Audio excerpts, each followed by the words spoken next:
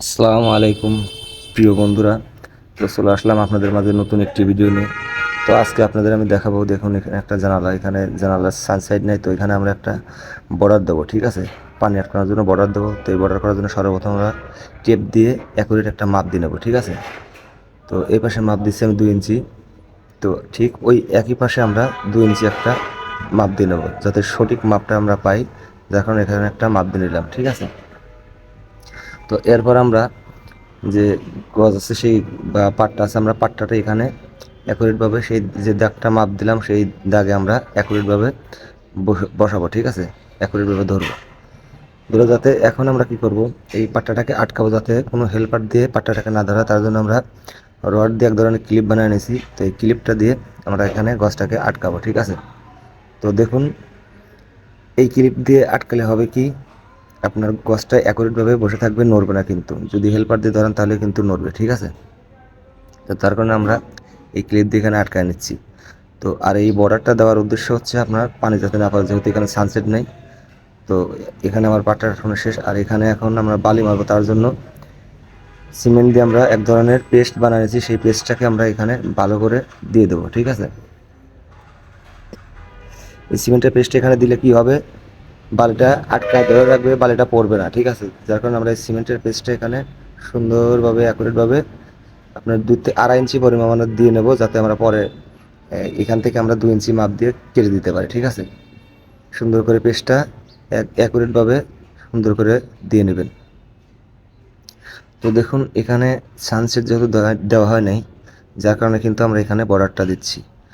তো এই বর্ডারটা একটু ডিজাইন হবে, তো আপনারা ভিডিওটা দেখবেন মনোযোগ সহকারে, তাহলে আপনারা এখান থেকে অনেক কিছু শিখতে পারবেন।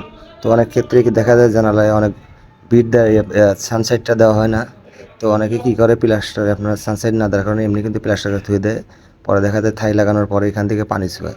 তো যেহেতু এখানে সানসাইডটা দেওয়া হয় না, সেই কারণে আমরা এখানে বর্ডারটা দেবো, যাতে ওয়াল ছুঁয়ে পানি পড়লে পরে বর্ডার দিয়ে 2 সাইড দিয়ে নেমে যায়, যাতে জানালার মধ্যে পানি না যায়। ঠিক আছে, কারণ এখানে সানসাইডটা দেওয়া হয় না, আপনার আউটসাইডে জায়গা নাই, যার কারণে কিন্তু সানসেটটা দেওয়া নেই, সেই সানসেটের পরিবর্তে আমরা এখানে বিটটা দিয়ে দিচ্ছি। ঠিক আছে, তো আমার এখানে সিমেন্টের পেস্টটা কিন্তু দেওয়া প্রায় শেষ। আর এখানে যে মশলাটা মারবেন, সেই মশলাটা হালকা মানে শুকনা শুকনো হবে, বেশি ভিজা দিলে কিন্তু এখানে রাখা কিন্তু সম্ভব না, কারণ যেহেতু 1 ইঞ্চি পরিমাণ, যেহেতু আপনারা সবাই জানেন পাট্টাটা কিন্তু 2 ইঞ্চি বা 1 ইঞ্চি। তো এখানে মশলাটা মারতে হবে আপনার শুকনা শুকনা। ঠিক আছে, এই জন্য আমরা এখানে শুকনা মানে শুকনা শুকনা ভিজা ভিজা হালকা ভিজা ভিজা মালটা আমরা মারছি, যাতে আমাদের এখানে 1 ইঞ্চি মালটা ঠিক মতো থাকে। তো অবশ্যই আমাদের ভিডিওটা ভালো লাগলে একটা লাইক করবেন এবং আমাদের চ্যানেলটিকে সাবস্ক্রাইব করে পাশে থাকা বেল আইকনটি বাজিয়ে দিবেন, যাতে করে আমাদের কাজের নিত্য নতুন ভিডিও আপনাদের মাঝে পৌঁছায়। ঠিক আছে, তো সবাই ভালো থাকবেন, আল্লাহ হাফেজ, আর ভিডিওটা দেখতে থাকুন।